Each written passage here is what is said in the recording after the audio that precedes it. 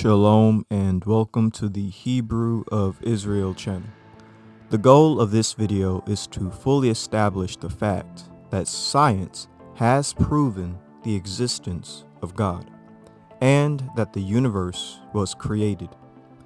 In my latest video titled Creation, I was more scripturally based in my argument, but for this video, I'll be more scientifically based. The scientific concept we'll be focusing on is intelligent design, and it all starts with the understanding that there once was a beginning. And with that being said, let's begin with a reading of the scriptures. In the beginning God created the heaven and the earth was without form and void, and darkness was upon the face of the deep. And the Spirit of God moved upon the face of the waters. And God said, "Let there be light." And there was light. And God saw the light that it was good. And God divided the light from the darkness. And God called the light day, and the darkness he called night. And the evening and the morning were the first day. Thus the heavens and the earth were finished, and all the host of them. And on the seventh day God ended his work which he had made, and he rested on the seventh day from all his work which he had made. And God blessed the seventh day, and sanctified it, because that in it he had rested from all his work which God created and made. These are the generations of the heavens and of the earth when they were created, in the day that the Lord God made the earth and the heavens. According to the first few verses in Genesis chapter 1, there was a beginning, and according to the first few verses in Genesis chapter 2, there was a designer. I compiled a list of videos of scientists basically confirming Genesis chapter 1 and 2 that there was a beginning to our universe and an intelligent designer. Let's begin.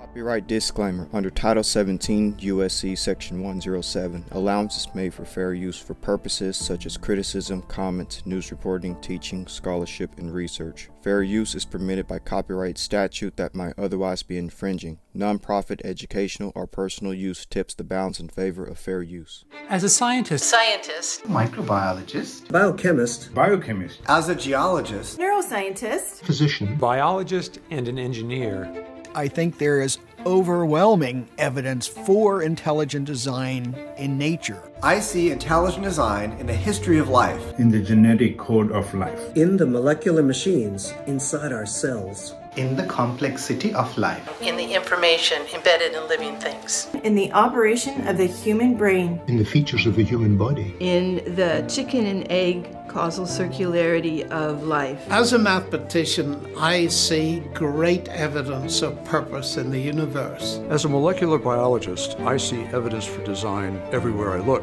pretty much. Nature is incomprehensible without inference to purpose and to intelligent design.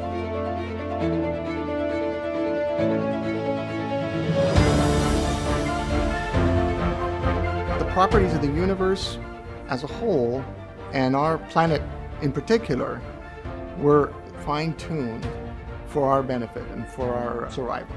In my view, the fossil evidence clearly points towards intelligent design. I see life as designed because when I look at life at the molecular level, I see exquisite engineering.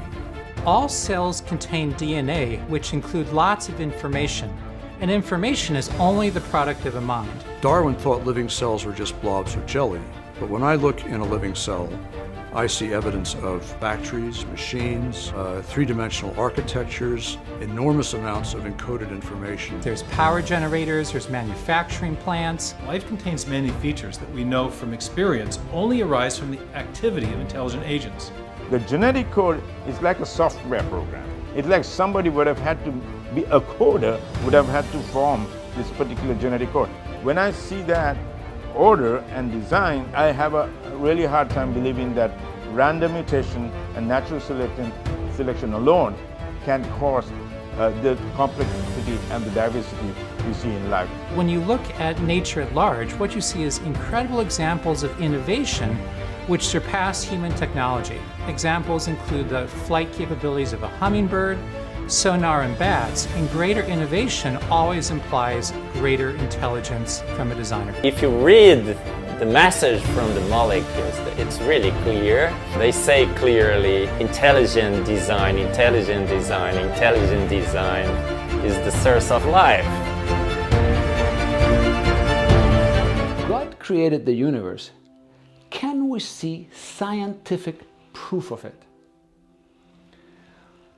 We are so used to watching public television, where it seems like everything that happened in the universe from the beginning until now can be explained naturally, that we think everything came about naturally. Now some argue and say, well, look how beautiful the bee is, or the flower, or how complex we are. Obviously there was a designer. But those arguments are hard for some people to hold on to. So where should we look to see God's hand in creation? Well, the Torah actually tells us that the world came about mostly naturally, that God was hidden within the laws of nature and he was doing things within the laws of nature. So we shouldn't be surprised that science is so successful. However, the Torah also tells us there is 3 places where we can look where God did something outside of nature. He uses the word bara, creation ex nihilo, out of nothing. And if we look in those 3 places, he uncloaks himself from being concealed within nature. Let's look at some of those. The first one is Bereshit bara, in the beginning God created. It's the only bara in the whole of cosmology, in the whole of the first 4 days, where all the stars and the galaxies and the sun and the earth and so on are made. And if we look today in science, we have a very good explanation in the Big Bang theory of everything that happened naturally, but we know nothing about the beginning. Science does not know where time came, where space came, where any of that came. So if we look there, we can see scientifically that we cannot explain it. The next bara is actually the big sea creatures in the ocean in day 5. In science, we have in the fossil record something called the Cambrian explosion, which is a period of time where life just exploded. We can see it in the fossils. There's hardly any life, and then boom, we have all these different lives. And in fact, the plans for all animals were established at that time, the physical plans of our bodies. Very hard to explain scientifically. It's a bara. And the final place where we should look is the human soul. The human body is made naturally from the ground, but the human soul is divine. And we really don't have an explanation for our modern human behaviors, such as speech and symbolic behavior, mathematics, music, and so on. So it's great to admire creation and the beast and so on, but science has a pretty good explanation for why the beast looked that way and so on. But the Torah is saying very clearly, if you look in 3 places, you will not find a scientific explanation and you will see the hand of God. And that's exactly what we do. Well, then who did create the heavens and the earth? Why do you use the word who? You see, you immediately beg the question by using the word who. Well, then how did it get created? Well, by a very slow process. Well, how did it start? Nobody knows how it started.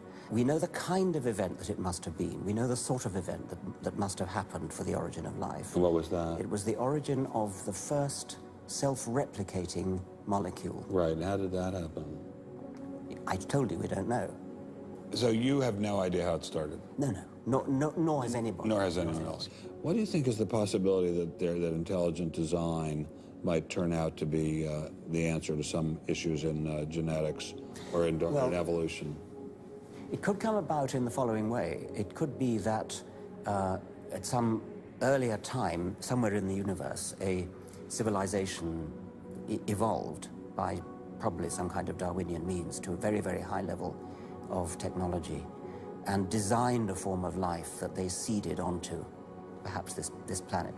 Now, that is a possibility and an intriguing possibility. And I suppose it's possible that you might find evidence for that if you look at the details of biochemistry, molecular biology. You might find a signature of some sort of designer. Wait a second. Richard Dawkins thought intelligent design might be a legitimate pursuit? And that designer could well be a higher intelligence from elsewhere in the universe.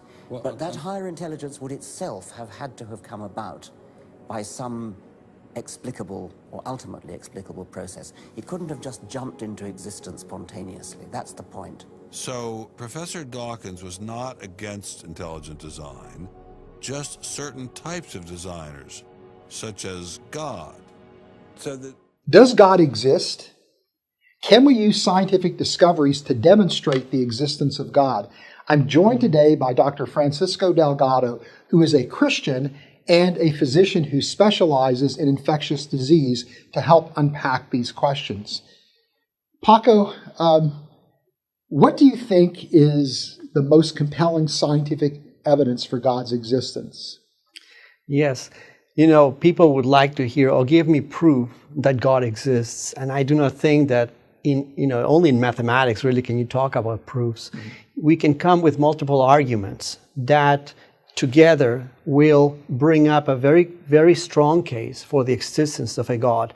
There are many arguments, and probably the most powerful ones that we have right now are the cosmological argument and the fine-tuning argument.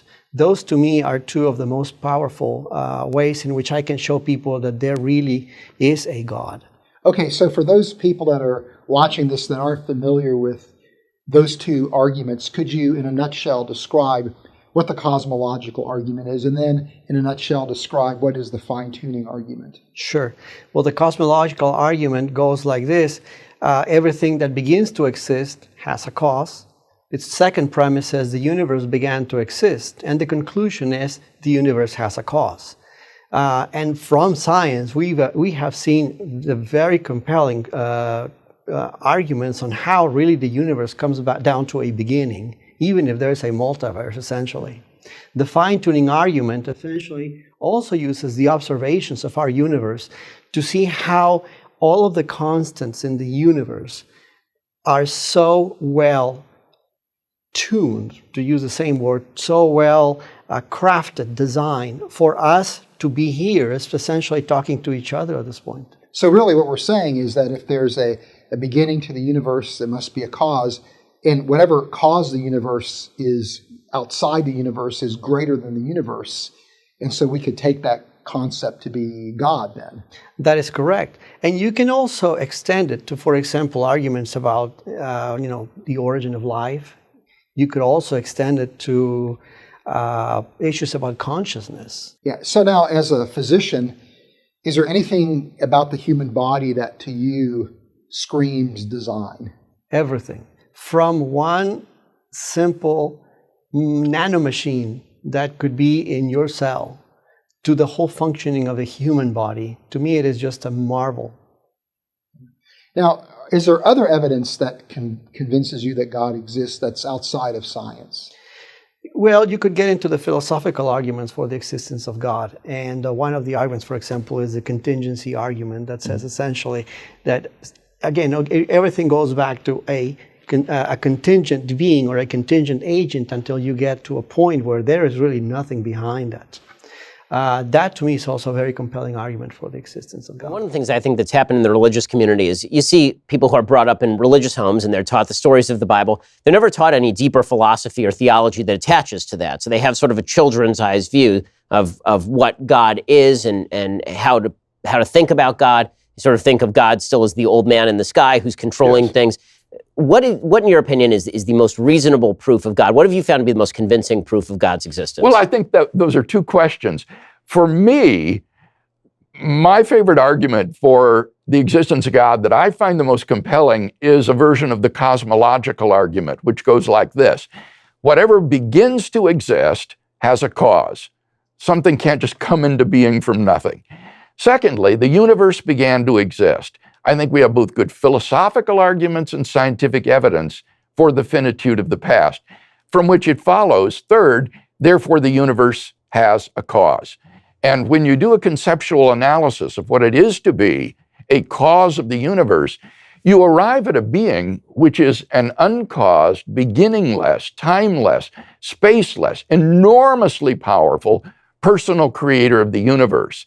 So for me, that is a very convincing argument for God. But I find that with university students, that's not the most convincing argument. You can ignore philosophical arguments for the finitude of the past or scientific evidence for the beginning of the universe.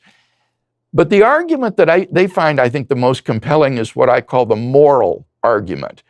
And it would go like this. 1, if God does not exist, then objective moral values and duties do not exist.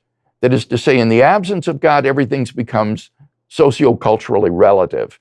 2, but objective moral values and duties do exist. There are some moral absolutes, some objective values and duties. 3, therefore, God exists. Now, this is an argument which is impossible, I think, to ignore, because every day you get up, you answer by how you treat other people, whether you regard them as having intrinsic moral value or whether they are mere means to be used for your ends. And so this argument, I find, tends to be the most convincing for people. The universe appears to be designed because of the fine-tuning of the universe. Scientists have discovered in recent decades that the universe is precisely tweaked to support life. That if you were to change any one of a number of factors about our universe virtually imperceptibly, any one of them, there would either be no universe or no universe that could support life. In fact, let's start with an atheist, Stephen Hawking. He put it this way. He said, if the expansion rate of the universe was different by 1 part in 1,000 million, a second after the Big Bang, the universe would have collapsed back on itself or never developed galaxies. In other words, if the expansion rate was that infinitesimally different from the very initial creation point, none of us would be here.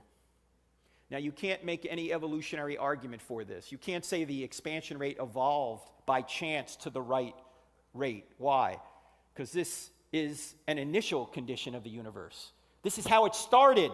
It didn't evolve, it just started that way. It seems to me the same being that created space, matter, and time is the same being that fine-tuned the expansion rate to be precisely what it needed to be. The gravitational force, if we were to alter that by any more than 1 part in 10 to the 40th power, we wouldn't be here. What's 1 part in 10 to the 40th power? That's 1 part in 1 with 40 zeros following it. You say, Frank, I can't get my head around that number. I know, neither can I. Let me give you an illustration. Take a tape measure and stretch it across the entire known universe. That's a long way. Set the gravitational force at a particular inch mark on that tape measure. I realize gravity is not measured in inches, but this just gives you a scale idea in your mind. If the strength of gravity were different by 1 inch in either direction across a scale as wide as the entire known universe, we wouldn't be here. That's 1 in 10 to the 40th precision. I don't have enough faith to believe that that value just landed there by chance. And oh, by the way, chance. Does chance cause anything? When scientists use the word chance, do they mean it's a cause? Who caused this? Chance, he was just here. No. Chance is not a cause. Chance is a word we use to describe mathematical possibilities. Chance doesn't cause anything. In fact, when scientists use the word chance, you know what they really mean? We don't know. Look, that value right there either was designed or it wasn't. What makes more sense? Seems like it was designed. Not only is the universe designed in this way, our solar system appears to be designed with us in mind. Let's take a look at the solar system here for a minute. Stay awake, stay awake. Here we are, third rock from the sun. If we were just a little bit closer to or a little bit further away, we couldn't survive. A little bit closer to, we'd burn up. A little bit further away, we'd freeze. We are in what scientists call the Goldilocks zone. It's not too hot, it's not too cold, it is...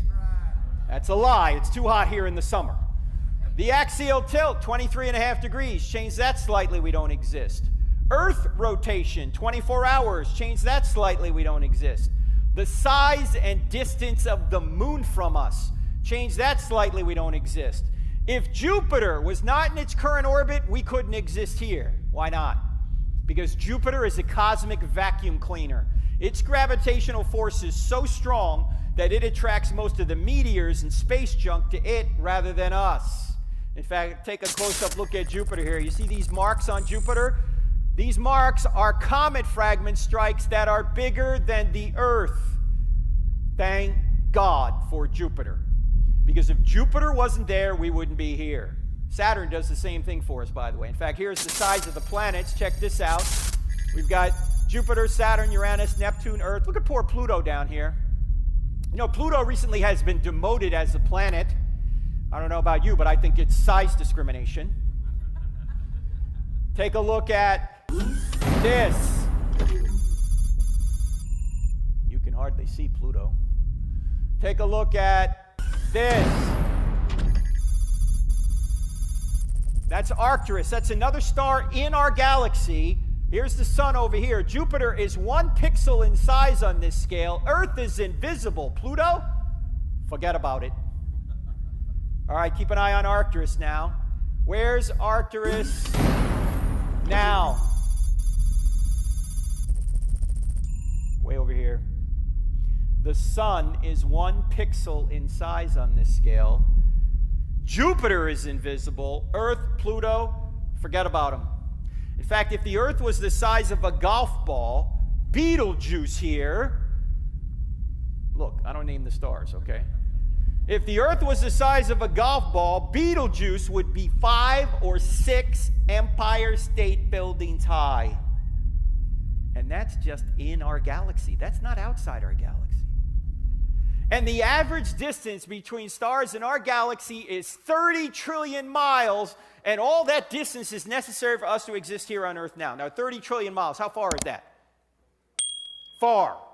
Take you at least 2 tanks of gas and a Toyota Prius to go 30 trillion miles. If you ever get the chance to go to Tucson, outside the city a little way, there's a desert museum. If you go there at night, if it's a clear night, you can see thousands of stars in the sky. So we're out there, and the guide says, wow, it's so clear tonight that if we look up at 9:03, we will see the space shuttle in orbit. I said, come on, we're not going to see the space shuttle.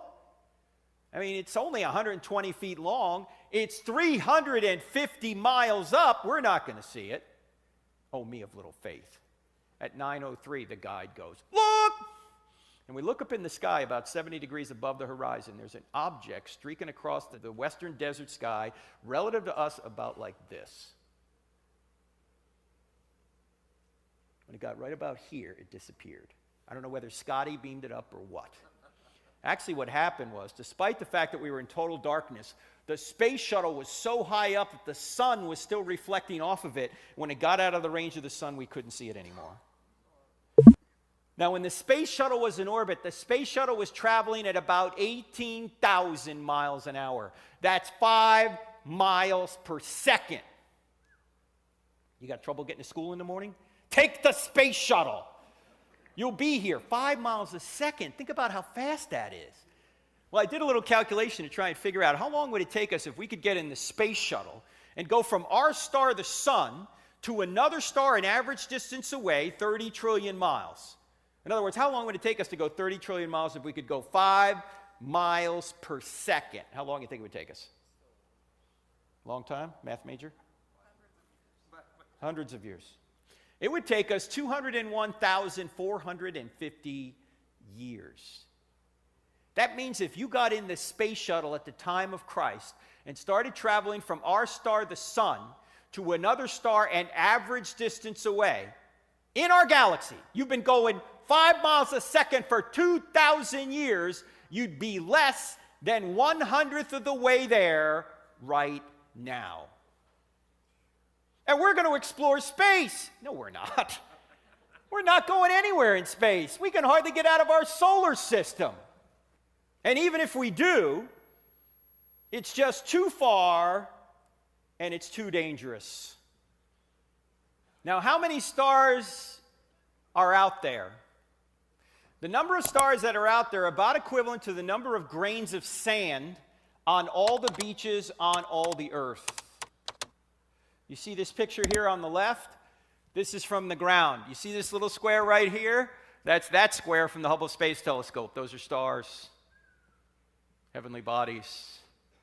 In Isaiah chapter 40, God is speaking. And what does God say? To whom will you compare me, or who is my equal, says the Holy One? In other words, you want a comparison? You want to know what God's like? Here's what he says. Lift your eyes and look to the heavens. Who created all these stars and named them one by one? Because of his great power and mighty strength, not one of them is missing. You want to know who God is? Look to the heavens. What do you see when you look to the heavens? A virtual, infinite expanse. Psalm 103 verse 11 says, God's love to those that fear him exceeds the height of the heavens above the earth. How high are the heavens above the earth? Stars equivalent to grains of sand on all the beaches on all the earth. 200,000 years at 5 miles a second between those stars. It's infinite. That's the point. But as amazing as the heavens are, they're not as amazing as you are. Why? Because the heavens aren't made in the image of God. You are. Over the last few decades, scientists from around the world have been making discoveries which clearly show that an intelligent designer is responsible for the creation of the universe. Many believe that the entire universe came into existence out of nothing by chance. But if you really think about it, nothing couldn't bring the universe into existence because nothing produces nothing. Everything that begins to exist must have a cause. But many believe that to get a solar system like ours with a planet suitable for life like Earth wouldn't be that difficult. However, many scientists disagree and have brought forth overwhelming evidence to support their position. For example, there are many forces in the universe that are precisely balanced that do things such as pull matter together. Without these forces, galaxies, planets, and stars would have never been able to form. Many stars have been observed to expand and contract significantly. They go from very bright to very dim even on a yearly basis. Fortunately for us, however, our star, the Sun, has an amazing stability. It does not expand and contract significantly like many other stars. If our Sun did expand and contract like these other stars, it would be catastrophic to life on Earth. Some stars will actually explode violently into a supernova. The debris from these explosions are called supernova remnants. According to many evolutionists, this debris should be visible with telescopes for millions of years. According to scientific research, galaxies similar to our galaxy experience a supernova on average about every 26 years. Therefore, if we know approximately how frequently they occur in galaxies similar to ours, the total number of supernova remnants we have in our galaxy should give us an idea of our galaxy's age. In looking for supernova remnants in our own Milky Way galaxy, astronomers have discovered a total of only about 250. So if a supernova occurs approximately every 26 years as we see from these other galaxies, a total of 250 supernova remnants would indicate an age of around 6,500 years for our galaxy. That's almost identical to the Bible's indication of how long our world has existed. Such a small number of supernova remnants points to an extremely young galaxy, definitely not billions or millions of years old, but rather thousands of years old. To put it another way, if evolutionists were correct about the age of the Earth, we would see tens of thousands of supernova remnants in our galaxy, not about 250. In order for us to exist on Earth, our Sun had to be a star with just the right mass and temperature, not too hot or too cold. Our Sun generates a perfect amount of energy for life on Earth. The Sun releases more energy in 1 second than mankind has produced in all of human history. If we were to experience a drop in the Sun's energy by only a few percent, all the oceans would freeze. The Earth is the correct distance from the Sun. If the Earth were slightly closer to the Sun or farther away, it would be too hot or too cold for life to exist. The size of Earth is also right, not too big and not too small. We also fortunately have the right size moon, primarily responsible for regulating the tides on Earth. These are just a few examples from a long list of factors that need to be just right on both the cosmic level and Earth's local level in order to have a planet that could support life.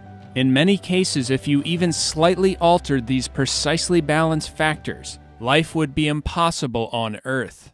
On Earth, many different forms of life are completely dependent upon each other. Examples are insects and plants such as bees and pollen-bearing plants.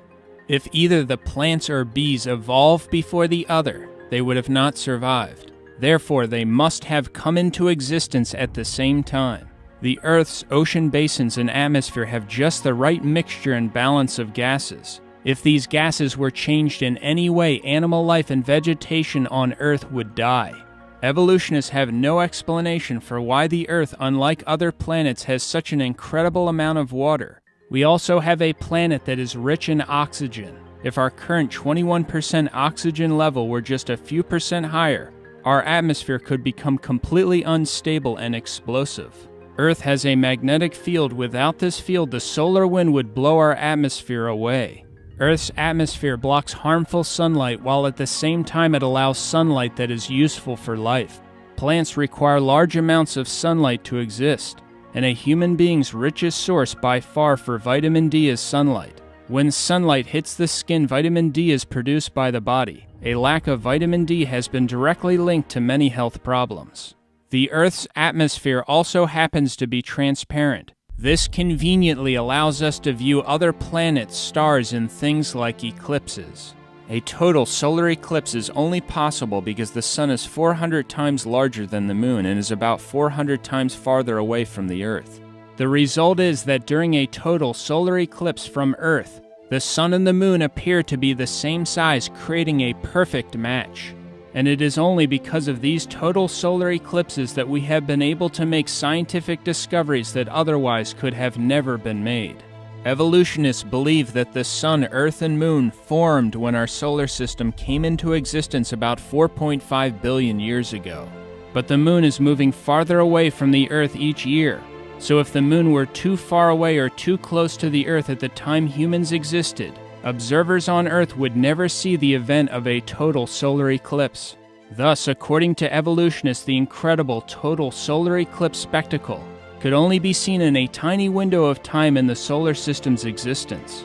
Isn't it interesting that humanity happens to exist on Earth during the very period of time when we could witness the event of a total solar eclipse? Another major problem for evolutionists is that the Moon would have been extremely close to the Earth in the past. In fact, the Moon would have gotten so close that it would have hit the Earth in far less time than 4.5 billion years ago. Evolutionists claim that our solar system emerged from a cloud of swirling dust. Therefore, the composition of the various planets and their temperature should be similar to one another, but they are not. Those who adhere to the Big Bang Theory actually believe that all matter in the universe was originally concentrated in something much smaller than a pinhead. Then it exploded, expanded, and the ordered system of things we see today came out. However, there are big problems with the Big Bang Theory. First, if you concentrated all the mass in the universe in that much smaller than a pinhead starting point, there would have been so much gravity there that nothing would be able to escape it. Second, explosions don't produce order, they destroy order. So it would be impossible to have an almost endless number of ordered things emerge from an explosion. Also, if a Big Bang exploded everything, the planets and moons would be spinning in the same direction based upon a law called the conservation of angular momentum. But we have moons and planets spinning both forward and backward. Comets are also estimated by evolutionists to be billions of years old. Comets frequently collide with planets and the sun. Comets are called dirty snowballs because a significant part of a comet is made up of ice. When comets travel in space and move closer to the sun, they begin to lose mass as they are burned up by the sun. Therefore, comets could only last maybe 10,000 years before all of them would be burned up. Interestingly, other things that could only last around 10,000 years are soft tissue, blood cells, and DNA. Yet all these things were recently found in dinosaur bones. This shows that dinosaurs existed thousands of years ago, not 65 million years ago as evolutionists claim. Another huge problem for evolutionists is the Earth's current human population number of 7.3 billion. How long would it take to go from 2 humans to 7.3 billion humans? It actually wouldn't take that long. In recent history, the yearly growth rate average hit its highest mark in 1963 with a growth rate of 2.19%. The world population is currently growing at about 1.14% per year. But if we started with 2 humans, how long would it take to reach our current 7.3 billion humans using, say, a 2% yearly growth rate? The answer is that it would only take about 1,100 years. Since evolutionists believe that we have been on Earth significantly longer than 1,100 years, why don't we have a dramatically higher number of people on Earth? Also, where are all the bones or graves, considering that almost all people throughout history have buried the dead? Some may still try to convince themselves that getting an incredibly special planet like Earth was just an accident, in which everything occurred in exactly the right way. But even if someone believed this, how would life begin on Earth when it is a fact that life can't come from non-life? All living... In the beginning, God created the heaven and the earth. And the earth was without form and void, and darkness was upon the face of the deep. And the Spirit of God moved upon the face of the waters. And God said, "Let there be light." And there was light. And God saw the light, that it was good. And God divided the light from the darkness. One of the top theological questions is, where did God come from? When heaven and earth were yet unmade, when there was empty blackness and void formlessness and darkness was on the face of the deep, when time was yet unknown, thou in thy bliss and majesty did live and love alone. He called light out of darkness, he called cosmos out of chaos, that is, he called order out of confusion. But the question still clamors for an answer. Where did God come from? If you believe that God created the universe, then logically you've got to ask the question, who created God? And then you have to ask, who created the God that created the God that created the God that created the God that created God? And so on ad infinitum. Well, let's analyze it for a moment. Who created God? If you ask that question, it shows you've immediately categorized God as created. So you're talking about a created God. This question is extremely interesting because it's an illustration of a question that already rules out the explanation that's most likely to be true. Because the Christian claim is that God wasn't created. The world, whatever you believe, if you grant that, you can't get something from nothing, right? You can't get something from nothing. It can't be the case if you accept, as I think everybody does, that that this option is ruled out. Once upon a time, there was absolutely nothing, and then all of a sudden, there was everything, or anything. You can't get anything from nothing.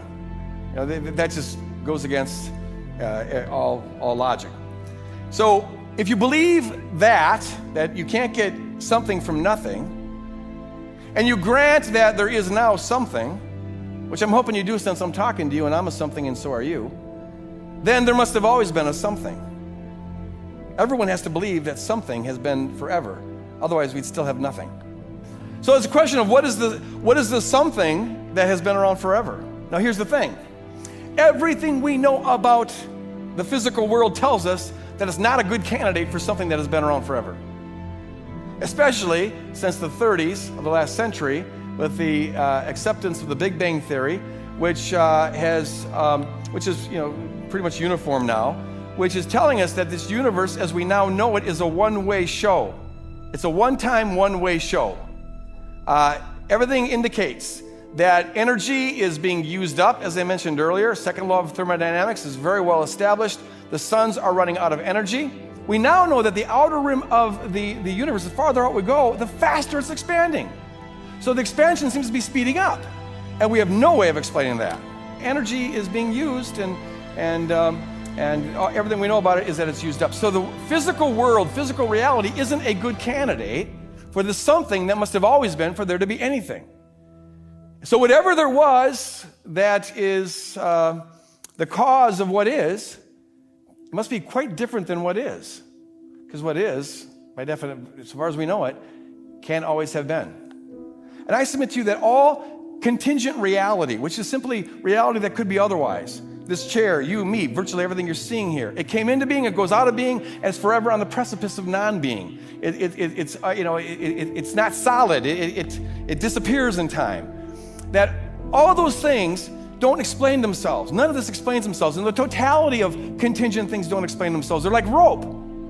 Everything depends on everything else. It's like dominoes. And at some point, you have to suppose that there must be something that's very much unlike what we're trying to explain what we're in the process of. So if God was uncreated, in the beginning was the Word was with God, and the Word was God, He already was. So the central Christian claim is, and in Judaism and Islam, of course, equally, is that God is eternal. So the question, by definition, doesn't even apply to Him. The only way you can get anything out of it then, in the negative sense, is to assume that everything is in the category of the created, but that's just begging the original question. And the Greeks were interested in it, and that's why John's Gospel starts with those words. In the beginning, the Word already was, and then it says, all things came to be through Him. The Greeks were interested in the question of two categories: the things that came to be, the created things, and the things that already were. And the question resolves down to this: is there a thing or a being that never came to be? And that is the Christian claim, and He's called God. You say that who created God is a legitimate question. I don't think it is, but let me assume now that it is. You believe that the universe created you. So I beg leave now to ask you, using your own question, who created your creator? I'm waiting still for the answer. I was talking to about 1,000 scientists, and a man came up to me afterwards, a physicist, and he said, that was very interesting, all that talk about God, but he said, do you know, I detect you're a Christian. As a Christian, you're obliged to believe that God is a triunity, that Jesus was God and man. And he said, no, come on, you're a mathematician at Oxford. This is absurd. Can you explain it to me? Well, I said, can I ask you a question first? He said, sure. So I said, tell me, what is consciousness? And he thought for a second, and then he said, I don't know. I said, that's okay, let me try an easier one. What is energy? Well, he said, I'm a physicist, I can measure energy, I could use it. I said, you know, that's not my question. What is it? He said, I don't know. Oh, I said, that's very interesting. You don't know. Tell me, I said, do you believe in consciousness? Yes, he said. Do you believe in energy? Yes, he said. So I said, you believe in these two things and you don't know what they are. I said, should I write you off as an intellectual? And he said, please don't. And I said, but that's exactly what you were going to do with me 5 minutes ago. Now I said, if you don't know what energy is, and nobody does, if you don't know what energy is, don't be surprised if energy, light, gravity, and consciousness are a mystery. Don't be surprised if you're going to get an element of this in God. You're bound to get it. Question, who created God? Well, this is not at all difficult to answer. A timeless, eternal being cannot have a cause. As Keith Ward points out in his book, God, Chance, and Necessity, if one asks what caused God, the answer is that nothing could bring into being a reality which wholly transcends space-time and which is self-existent. To fail to grasp such an idea is to fail to grasp what God is. Everything that begins to exist has a cause. Something cannot come into being out of nothing. But if something is eternal and timeless, then it doesn't fall under that first premise. It doesn't need a cause. Even atheists like Daniel Dennett recognize that if eternal verities exist, like numbers or mathematical objects, they don't need a cause because they never come into being. They don't begin to exist. And the concept of God is the concept of an eternal, self-existent, necessary being, and therefore the answer is simply that God is uncaused. He is self-existent. Our definition of God is the uncreated creator of the universe. So to ask the question, who created the uncreated creator, is kind of like asking, what sound does silence make? Or, do you see what I'm saying? There's a definition of silence that precludes us from asking the question.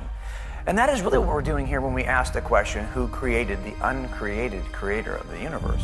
Do we as Christians have a problem in grounding our beliefs in a God that is uncreated? Does the atheist have a better answer for this? Well, I'll tell you, as a non-believer, and I was a non-believer until I was 35, I also believed in an uncreated creator. Maybe it was the multiverse generator. Maybe it was some quantum environment in which our universe emerged spontaneously. Regardless of what it was that caused the universe, as an atheist, I would have told you that that thing was uncreated.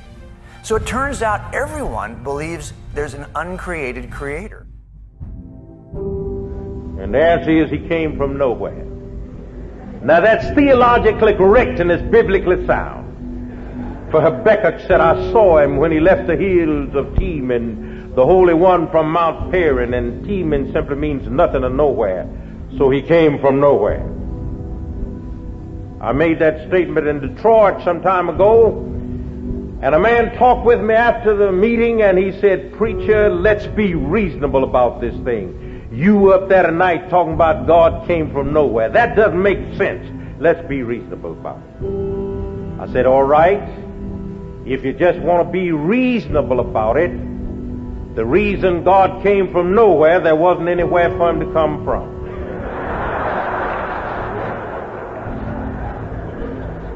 And coming from nowhere, he stood on nothing. And the reason he had to stand on nothing, there was nowhere for him to stand. And standing on nothing, he reached out where there was nowhere to reach and caught something when there was nothing to catch, and hung something on nothing and told it to stay there.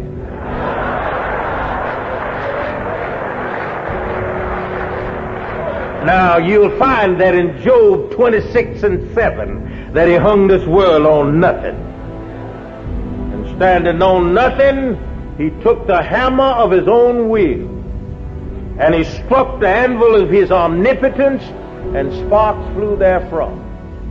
And he caught them on the tips of his fingers and flung them out into space and bedecked the heavens with stars. And nobody said a word. The reason nobody said anything, there wasn't anybody there to say anything. So God himself said, that's good. And God has given Christ a name that's above every name. That at the name of Jesus, every knee should bow and every tongue shall confess that Jesus Christ is Lord, to the glory of God the Father. We're going to start this one with a study of beyond time and space. Those are terms we use very loosely. A true physicist will never use either one of those terms separately. A physicist, if he's diligent, will never speak of time or space separately. He'll constantly speak of space-time because he recognizes they're simply dimensions of our reality. We have 3 spatial dimensions and 1 of time. It's interesting to me to discover metaphors reign where mysteries reside. Often there's something that's mysterious that we don't really understand, and we hide that behind a metaphor. And we want to pierce through those and understand a little bit better what's behind there. We encounter paradoxes continually. In fact, one of the classic paradoxes from the beginning of time was this whole issue of fate versus free will. Are we victims of fate, or do we really have a free will? And philosophers and theologians have debated that from the beginning of time. Do we have real choice, or are we predestinated?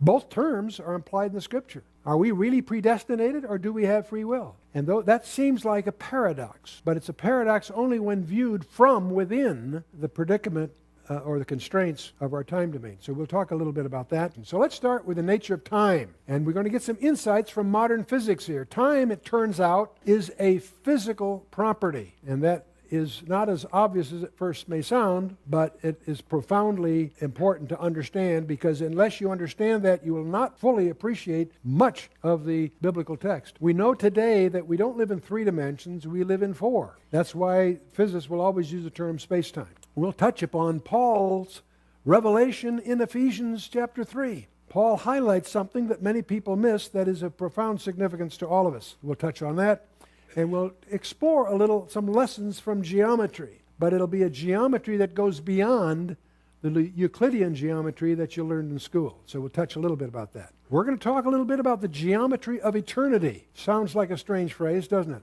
Is time linear and absolute? Most people presume it is, and yet we know today, in the laboratories, if you will, that it is no longer linear and it's no longer absolute, and that changes everything. What we thought was a ruler turns out to be a rubber band. It shrinks and extends depending on circumstances. And many assumptions that we make in our everyday life now prove to be obsolete due to recent scientific discoveries. So this is part of what we're going to be dealing with. So the nature of time, that's our subject for tonight. And I want to start by reviewing some things that you learned in school in the field of trigonometry, the study of triangles. We learned in school that if you have a triangle, almost any triangle, the angles of a triangle always add up to 180 degrees, right?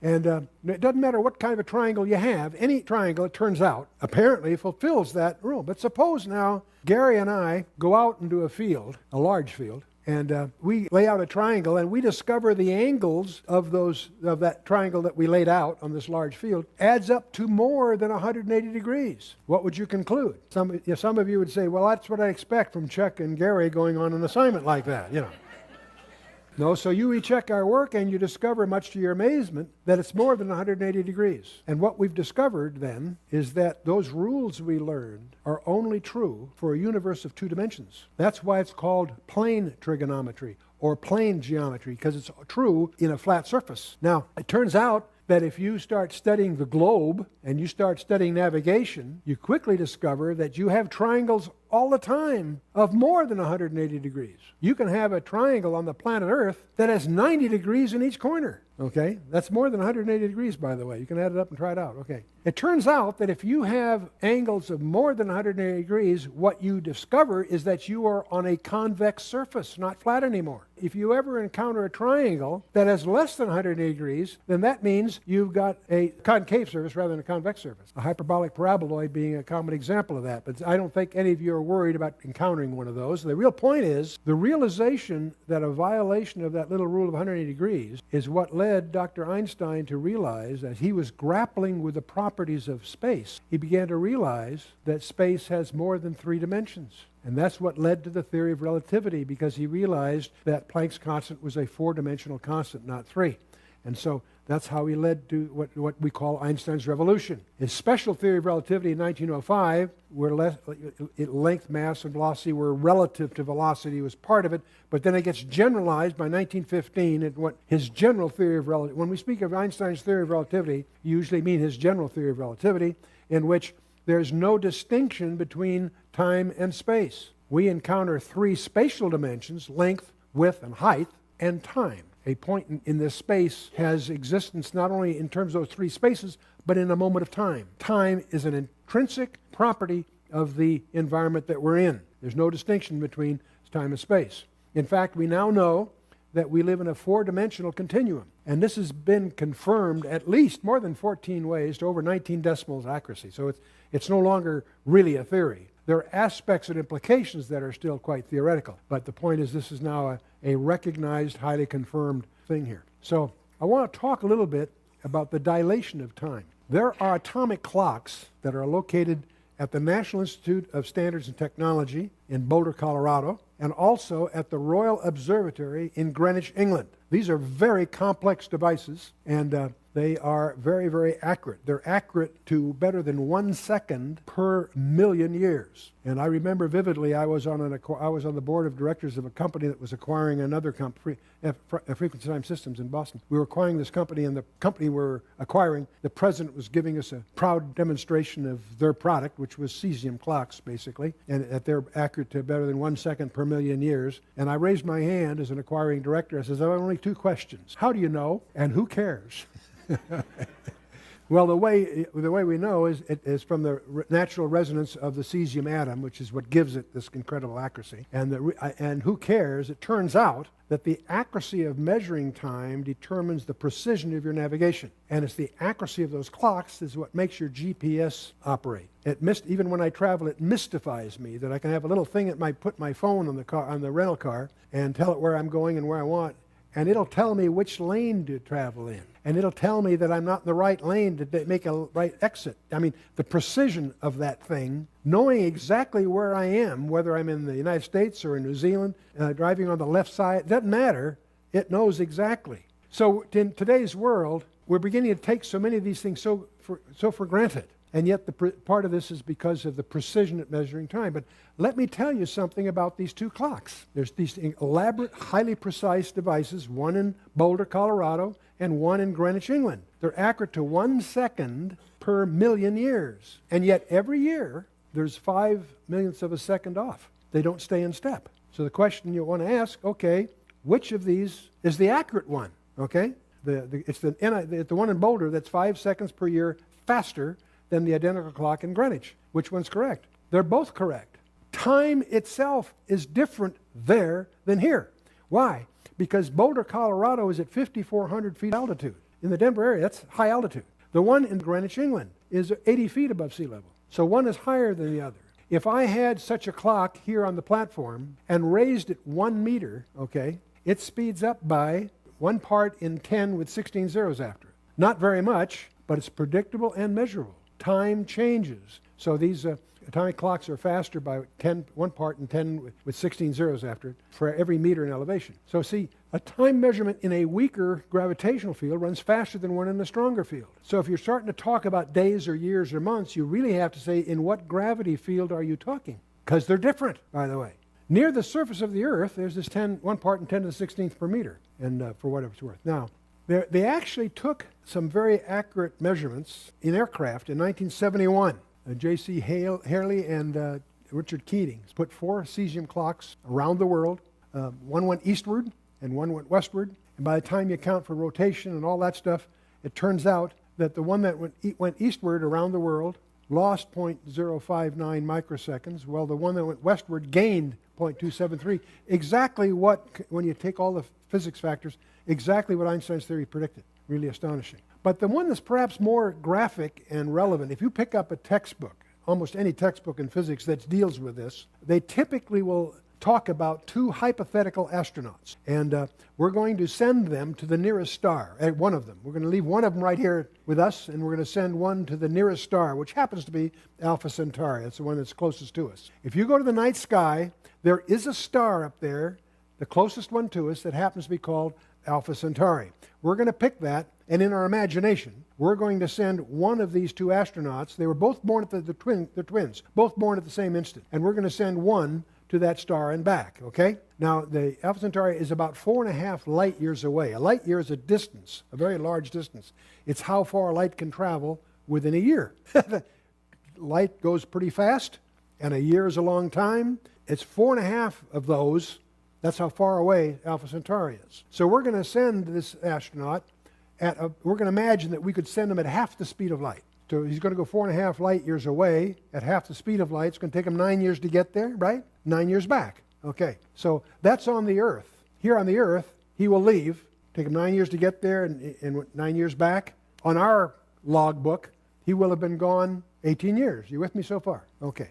Now, that's on the Earth. Let's take a look at his logbook, so to speak. He's traveling in the spaceship. It turns out there's a Lorentz transform, there's a mathematical formula that works this out for us. But it turns out that his clock, he'll come back from this trip, and when he gets back, he will be 2 years and 5 months younger than his twin brother. And if that doesn't bother you, you weren't listening carefully, okay? In other words, his time is different than our time here on the Earth. Why? For a lot of different reasons, partly because he went near the speed of light and coming back. You with me? To dramatize this just a little bit further, let's imagine that we could have sent him at almost the speed of light, 99.99% speed of light. So then his round trip would only take 9 years. He's going twice as fast, right? Okay, so it's 9 years. Except when he gets back, he will have noticed only 33 days. So when he gets back, he says, I sure wish I would have bought some of that Microsoft stock before I left. So the point is, his time and our time is noticeably different. The issue here isn't this issue of space travel and stuff. The issue is to understand that time is physical. It changes with mass, acceleration, or gravity, among other things. So it's a physical property, okay? It's not uniform. It's a physical property. And it varies with mass, acceleration, gravity, among other things. If you get into the mathematics of this, you quickly discover there's a whole bunch of parameters that have to be defined to get equivalence here. Okay. Now, what this also means, by the way, is that you and I live in more than 3 dimensions. Yeah, we have a length, width, and space, or spatial dimensions. We also have time that is measurable and physical. How many dimensions do we live in? It turns out 10 is a current estimate. More than 3 is the main point. Okay. Let's talk a little bit about the nature of God. Is God subject to the restrictions of mass? I don't think so. Does God accelerate or deaccelerate it? I don't think so. Is God subject to gravity? I don't think so. So is God subject to time? No, of course not. See, God is not somebody with lots of time. That's our concept of eternity, having a lot of time. No. God is outside the dimensionality of time altogether. He's outside those restrictions. And that uniqueness is His alone. It's probably not true of the angels either, by the way. God alone. It's His personal imprint. And He takes advantage of that to authenticate His message. See, that's what Isaiah means when he says, Thus saith the high and lofty one that inhabiteth eternity. What does he mean by that? That He has lots of time? No. He's outside this realm of time itself.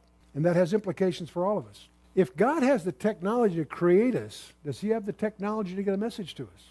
Of course. He can create us. He certainly get a message to us. The problem is, how does He let us know the message is really from Him? Let me give you an example. Let's assume you're an undercover agent in a foreign country, and you get messages from your superior, from control or your capital, whatever. Except the host country has discovered that there may be they've found a way to create synthetic messages. You're in your hotel room, and you've got these 10 messages that have somehow arrived to you. How do you tell which one's authentic? How do you know which one of these messages spread out on your bed here really came from headquarters and wasn't synthesized by the enemy? How do you tell? There has to be something about them that only you and your headquarters know. Some use of words, some clever trick. There's some method of authentication so that you know, aha, that's the one that's real, the rest of these are phony. You follow me?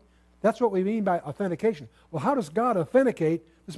We have this collection of books in our laps called the Bible. How do we know it's from Him? How many believe the Word of God is the Word of God? Why? Why do you believe that? Well, somebody told me, or it says so. No. How do you know it's really from Him? How do you know it's not just a very ingenious collection of fables and something? How do you know it really came from God? Well, how does He authenticate His message so we know it's really from Him and not some kind of contrivance or a fraud or a collection of coincidences or something? Well, He declares the end from the beginning, and from ancient times, things that are not yet done. He demonstrates His ability to be outside time. How does He do that? By telling us what happens before it happens. And I don't mean in a few hours, centuries in advance. He gives the exact day that certain things are going to happen. And he describes circumstances that are impossible and crazy, and yet they happen, exactly like He said.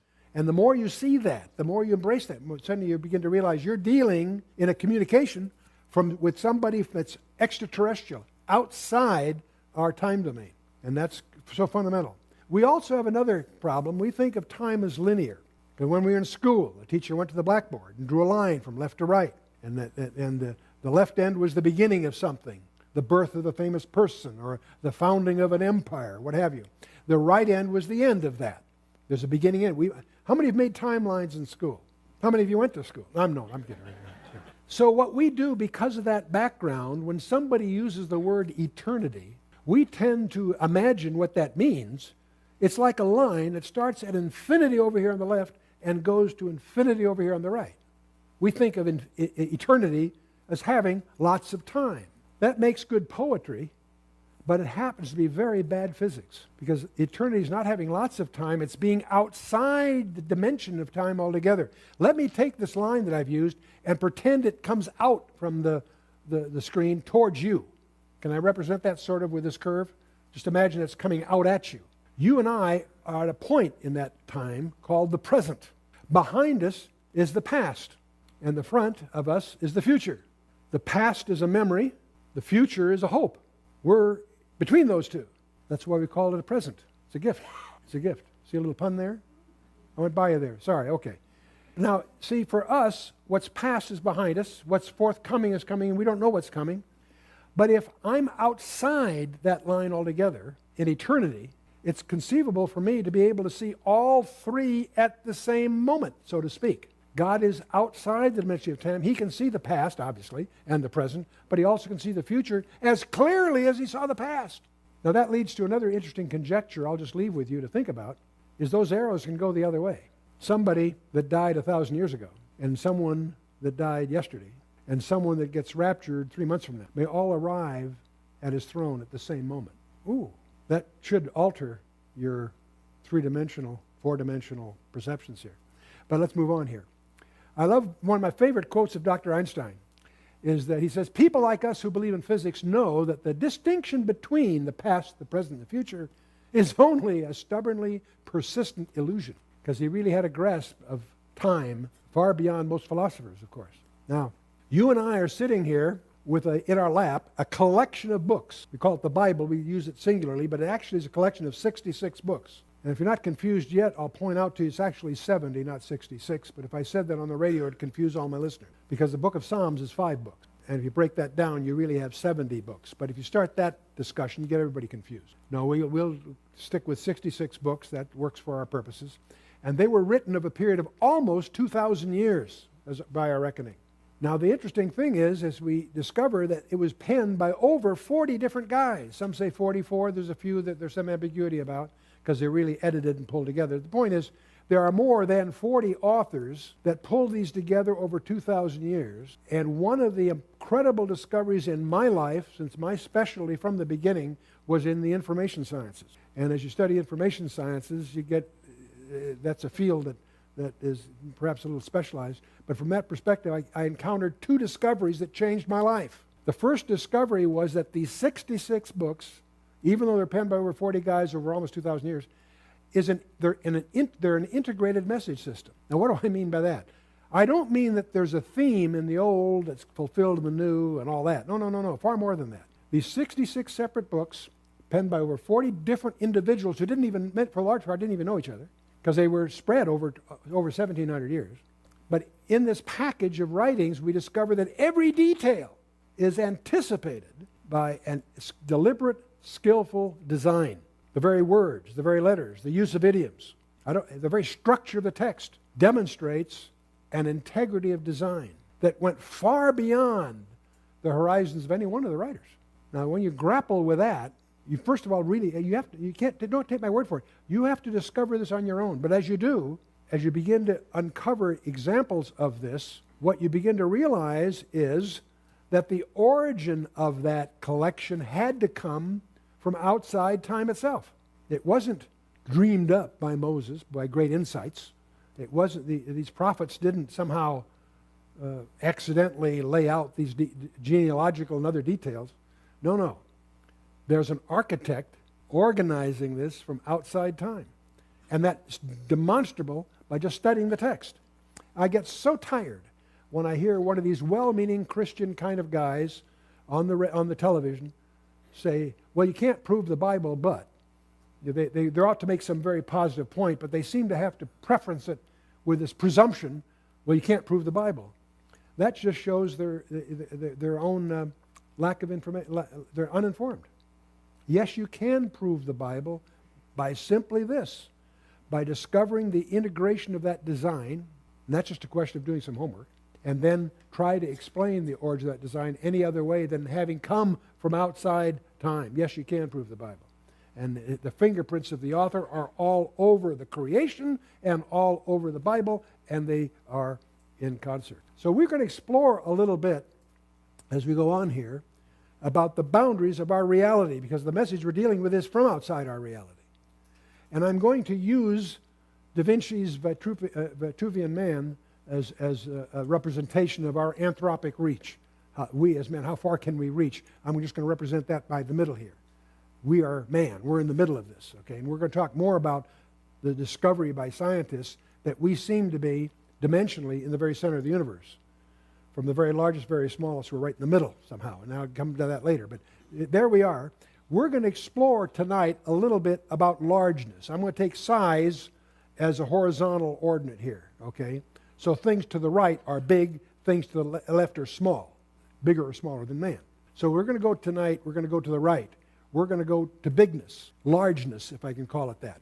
And the ultimate largeness would be the study of astronomy, astrophysics, the heavens, the universe. That's focusing our attention to bigness, if you will, okay? So the shocking discovery of 20th century science was the discovery and the realization that our universe is not infinite. It is finite. And if you haven't studied that or you don't realize that, that comes as a huge shock to any thinking person. Because we've all sort of grown up thinking that the heavens go on forever. We discover, no, they don't. They might be expanding, but they're finite. And that's demonstrable. It's now understood and accepted. Most of these concepts get beat around for a generation or two or three. But this is one that's been nailed. It's finite. And I want to explore that a little bit. We know from the field of thermodynamics that there's a thing called thermal decay. You know, hot flows from hot to cold. Did you ever notice that?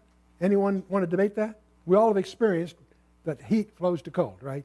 Heat is something, cold is the absence of that, so the heat flows to where there isn't any, right? Okay. Now, if the universe was infinitely old, the temperature throughout the universe would be uniform because heat is flowing from hot to cold. So if it was infinitely old, that would have all happened. In other words, the realization in thermodynamics is that age is a function of that disparity. Okay? Now, since the universe is not uniform, that means it's not infinitely old. That means it had a beginning. Wow, big deal.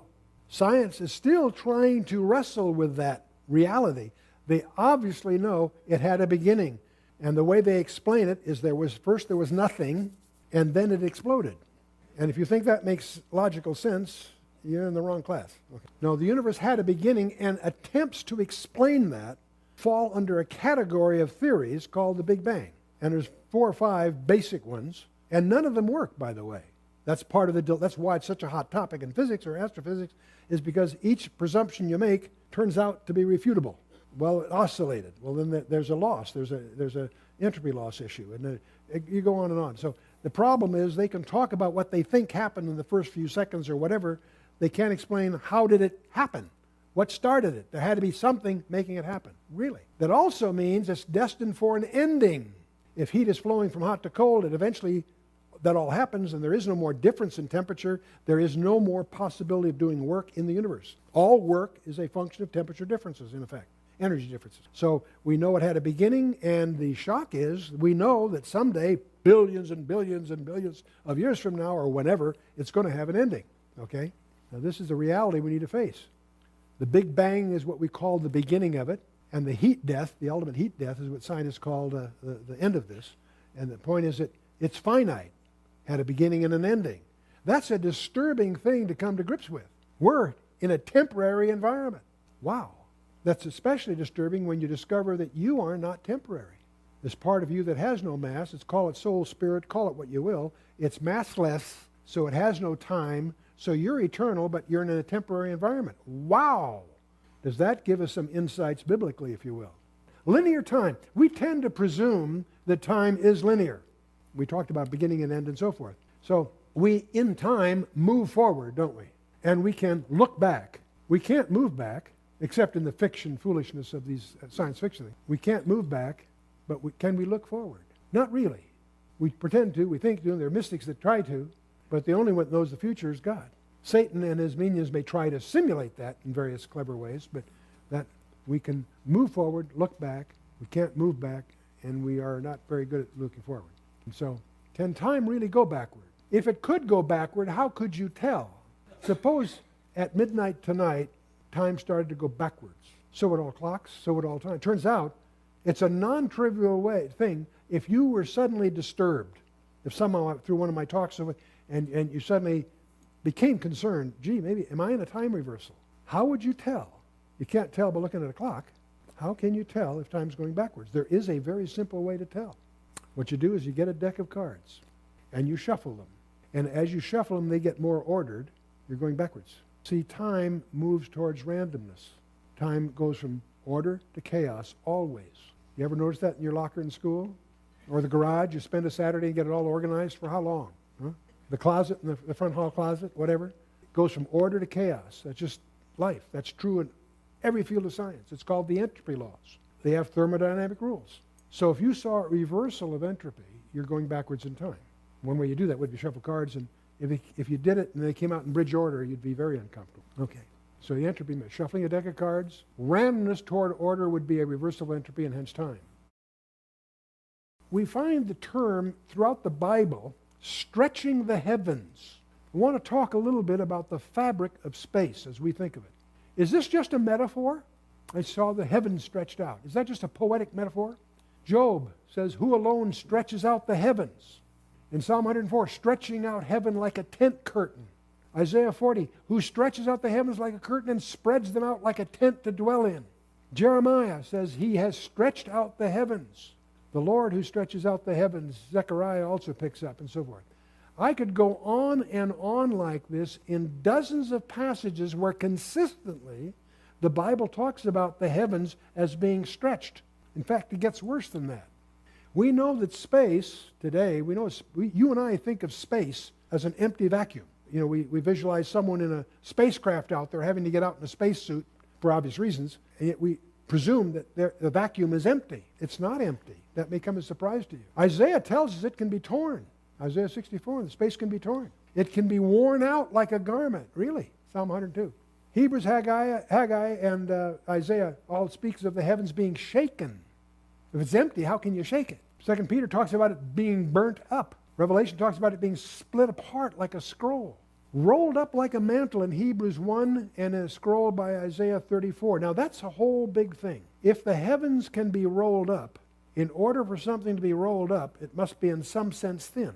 And it must have an additional dimension to roll it up. You can take a two-dimensional photograph, and to roll it up takes a third dimension, doesn't it? You see the idea of being rolled up or being scrolled is an additional dimension. So there's some dimensions at which must be thin. It can be bent, so there must be some direction it can be bent toward. So that all implies from this text that there are additional spatial dimensions. Space is three-dimensional. There must be four for any of these things to happen, an additional dimension, right? So the properties of space, you may think it's empty. It may shock you to discover that the physicists will speak of zero-point energy. The smallest point in space has 10 to the 95th, with 95 zeros after it, ergs per cubic centimeter. That's the most intense energy field you can imagine. Permittivity, it has an absolute dielectric constant. It has permeability, that's a magnetic constant. If you're a radio ham or in electrical engineering, you know that space has an intrinsic impedance. That's why you have antennas, to try to match the impedance of space. It has electrical properties. It's not empty. It has electrical properties. The velocity of light is also associated with all of this, and currently they're trying to study the speed of gravity. There's experiments trying to chase that down. Now the other thing is light may not be linear. See, the key properties of vacuum, or free space, include permittivity, permeability, all these things I just mentioned. If any of these change isotropically, then both the atomic behavior and the speed of light could vary throughout the universe. The speed of light may not be constant throughout the universe. But Dr. Barry Setterfield, his controversial observations about he was the first to recognize the velocity of light is not a constant. And over 20 years ago, when I first got to know the guy and I started mentioning this in some of our studies, I was visited by Hugh Ross and some of my other physics friends who very gently tried to help me, counsel me, so I wouldn't get caught with these heresies saying that the speed of light's not a constant. And I look back at those days very graciously, because they meant well, trying to keep me out of trouble. But I chose to stay with Barry, and it turned out he's now been confirmed. They now know the speed of light is not constant.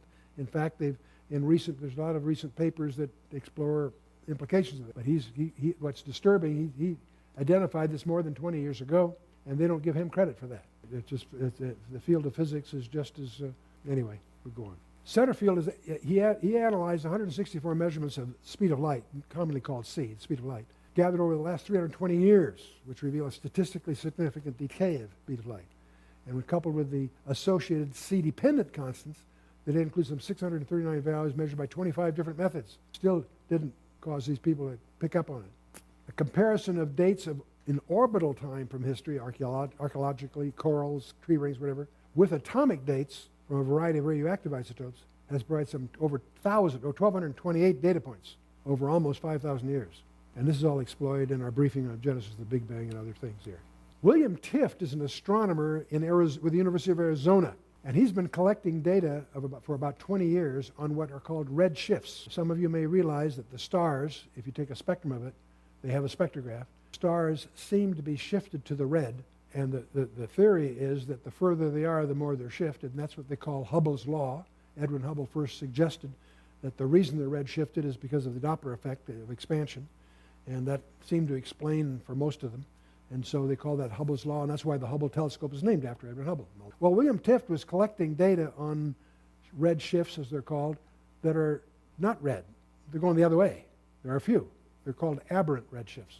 And they seem to they raise doubts about the possibility that the universe may be expanding, because if it's expanding, some of them are coming at us rather than going away from us. Some of these clusters of galaxies and so forth, he also discovered, are all a multiple of a discrete value. All the red shifts are not, it's not like a violin where you can get any tone you want. It's like a piano. You can only get the key that you hit. You follow me? There's discrete steps. Well, he's discovered that there's discrete steps in the red shift, which implies that it's not a Doppler effect, it's something else that's causing that. It's digital, is the point. Whoa, wow. Give me your question one more time. Give me back on track. You want to know? Yeah, where did God come from? And is there anybody that has any theory now? I mean, it's feasible. There is no proof of that either way, but let me give you an analogy.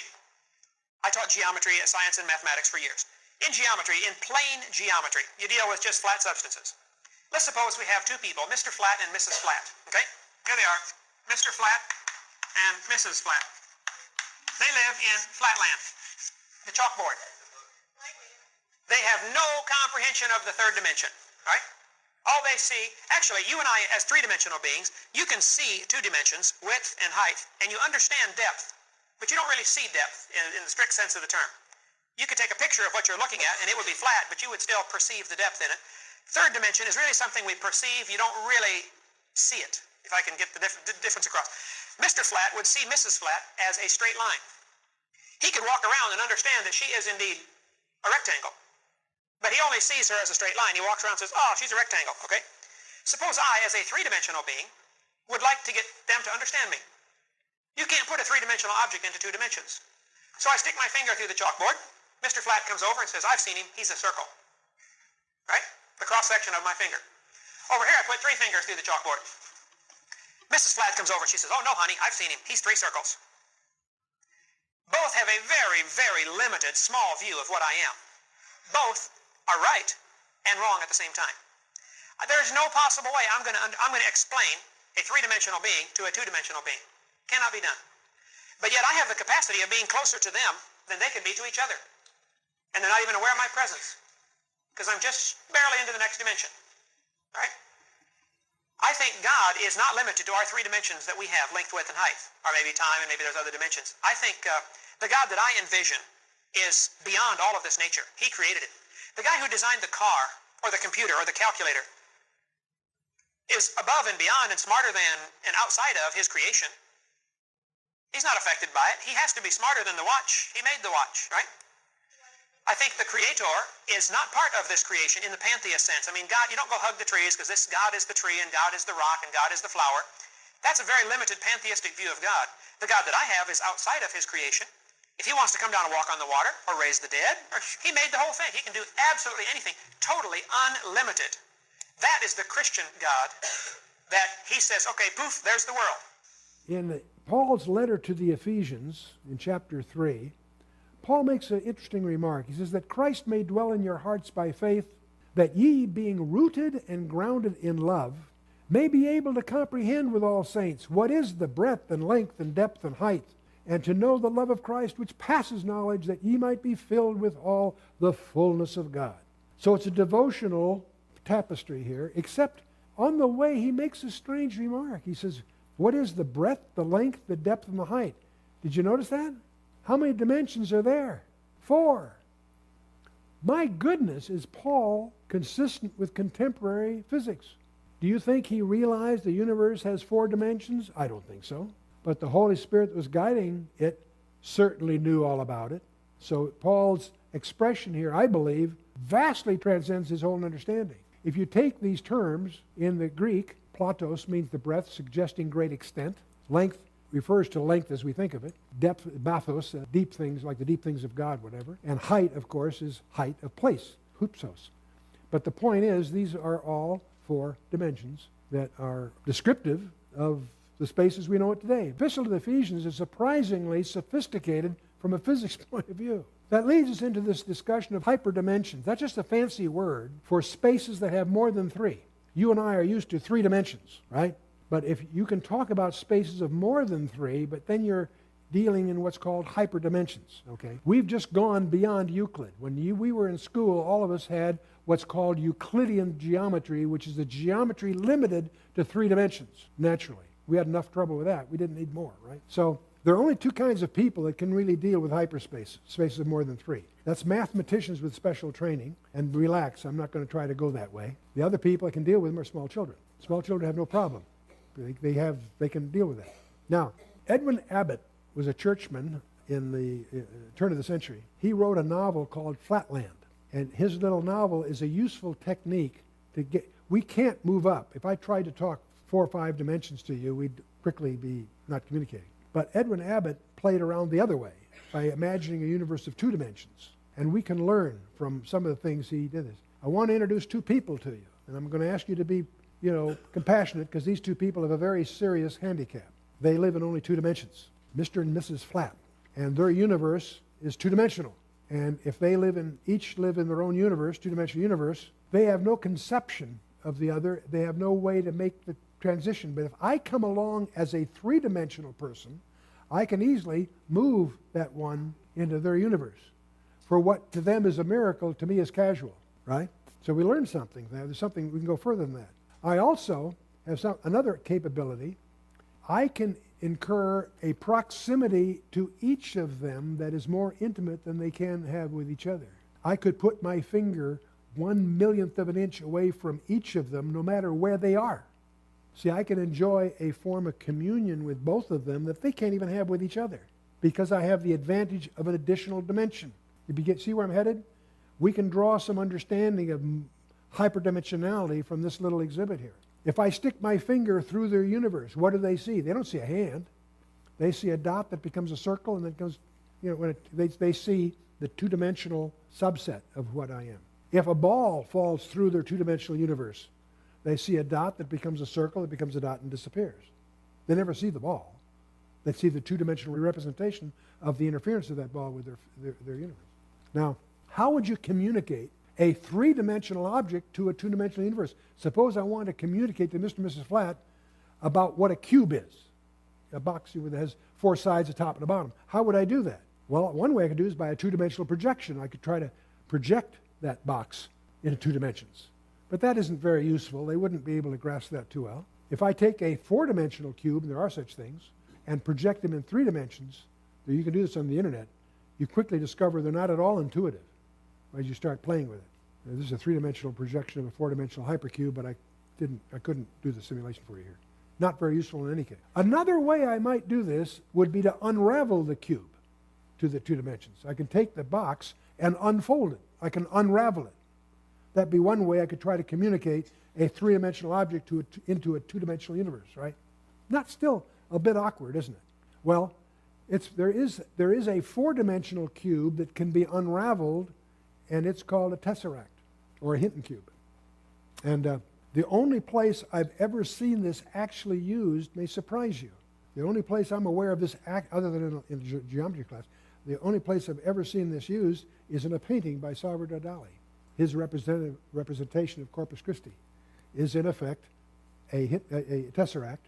It's a 4-dimensional cube unraveled in 3 dimensions.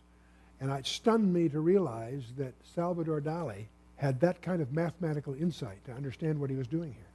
Hyperspaces. We've talked about n-dimensional spaces. We've given you a 2-dimensional example from Mr. and Mrs. Flat from Edwin Abbott's book called Flatland. And the Hilbert space is also, there is a space that is an infinite number of dimensions that mathematicians attempt to deal with. But let's talk about we talked about time travel.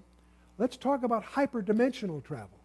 Is it possible, if I have a 6-sided space, here's a 6-sided space, 4 walls, a top and a bottom, is it possible to enter and leave that space without going through any of the 6 sides. It happened.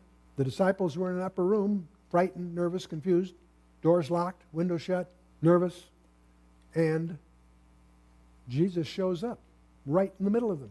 They're shook up, understandably. They think he's some kind of ghost or a spirit. Hey, guys, handle me and see. A spirit does not have flesh and bone as you see me have. Have you got anything to eat? My kind of guy. No, Jesus has the ability to enter and leave a 6-sided space without penetrating any of the 6 sides. And yet he's physical, but he's not limited to 4 dimensions. Mathematicians will argue that he has to have at least 10 to do that by some transforms. Well, maybe. But there's a very interesting, whatever he has, we will have. One of my favorite passages is in 1 John chapter 3, verse 2. And unless you have a physics background, you probably don't understand what John is saying here. John says, Beloved, now are we the sons of God, and it not yet appeared what we shall be, but we know that when he shall appear, we shall be like him, for we shall see him as he is. See, I can show you a 2-dimensional representation of a 3-dimensional person. That's called a photograph. A 2-dimensional representation of a 3-dimensional person. What John's saying, we know that when he shall appear, we shall be like him, for we shall see him as he is. We're not going to see a 9-dimensional representation of a 10-dimensional being. Whatever it is that he has, we know that when he shall appear, we shall be like him because we shall see him as he is. I think that's a statement that goes far beyond the physics of the average reader in terms of what really is, what the Holy Spirit is communicating to us there. I am confused. Being philosophically consistent and being a very honest person, I'm sure you can tell me where God came from. And in addition, once you've told me where God comes from, please try to clarify how you can figure that a spiritual force can have an impact on a material universe to create it. So which I want you to fill in the story of the rest of the beginning of the universe.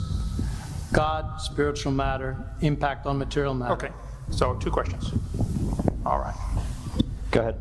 All right, your question, where did God come from, assumes that you're thinking of the wrong, obviously it displays that you're thinking of the wrong God, because the God of the Bible is not affected by time, space, or matter. If he's affected by time, space, or matter, he's not God. Time, space, and matter is what we call a continuum. All of them have to come into existence at the same instant, because if there were matter but no space, where would you put it? If there were matter and space but no time, when would you put it? You cannot have time, space, or matter independently. They have to come into existence simultaneously. The Bible answers that in 10 words. In the beginning, there's time. God created the heaven, there's space, and the earth. There's matter. So you have time, space, matter, created a trinity of trinities there. Just, time is past, present, future. Space has length, width, height. Matter has solid, liquid, gas. You have a trinity of trinities created instantaneously, and the God who created them has to be outside of them. If he's limited by time, he's not God. The guy who created this computer is not in the computer. He's not running around in there changing the numbers on the screen, okay? The God who created this universe is outside of the universe. He's above it, beyond it, in it, through it. He's unaffected by it. So the concept that a spiritual force cannot have any effect on a material body, well then I guess you'd have to explain to me things like emotions and love and hatred and envy and jealousy and rationality. I mean, if your brain is just a random collection of chemicals that form by chance over billions of years, how on earth can you trust your own reasoning processes and the thoughts that you think? Okay, so your question, where did God come from, is assuming a limited God. And that's your problem. The God that I worship is not limited by time, space, or matter. If I could fit the infinite God in my 3-pound brain, he would not be worth worshiping, that's for certain. So that's the God that I worship. Thank you.